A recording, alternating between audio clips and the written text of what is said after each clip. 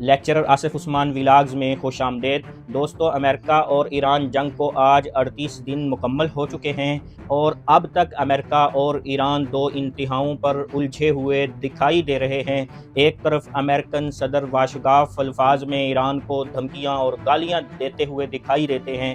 وہ کل کہہ چکے ہیں کہ امریکہ ایران کو ایک ہی رات میں تباہ و برباد کر سکتا ہے اور وہ ممکنہ طور پر آج کی رات ہو سکتی ہے۔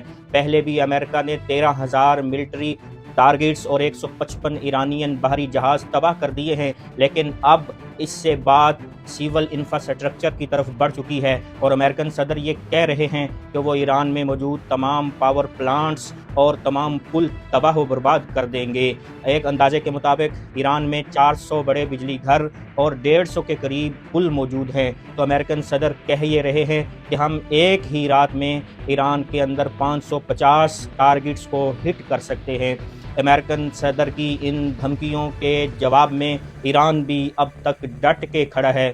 ایران نے سرنڈر ہونے سے انکار کر دیا ہے۔ امریکہ کی جانب سے پاکستان کی وساطت سے عارضی سیز فائر کی جو کوششیں کل رات ہوئی ہیں، ایران نے ان کو یہ کہہ کر ریجیکٹ کر دیا ہے کہ ایران کسی بھی عارضی سیز فائر کے اوپر کبھی راضی نہیں ہوگا، کیونکہ اس کا مطلب یہ ہوگا کہ امریکہ اور اسرائیل کو دوبارہ منظم ہونے کا وقت دیا جا رہا ہے۔ اس لیے ایران کسی ایسی ڈیل کا حصہ نہیں بنے گا، بلکہ ایران یہ چاہتا ہے کہ ایک مکمل جنگ بندی کا اعلان کیا جائے، جس میں ایران میں ہونے والے نقصان کا ازالہ، ایران کی تعمیر نو اور ایران کے اوپر عائد پابندیوں کا خاتمہ بھی شامل ہو۔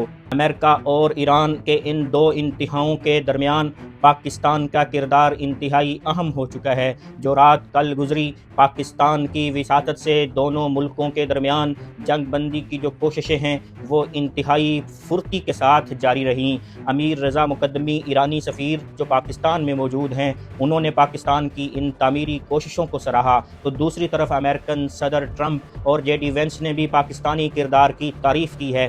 اگر یہ کہا جائے تو بے جا نہیں ہوگا کہ اس وقت واشنگٹن اور تہران کے درمیان واحد ونڈو جو ان دونوں میں رابطے کو بحال رکھے ہوئے ہے وہ صرف اور صرف پاکستان ہے۔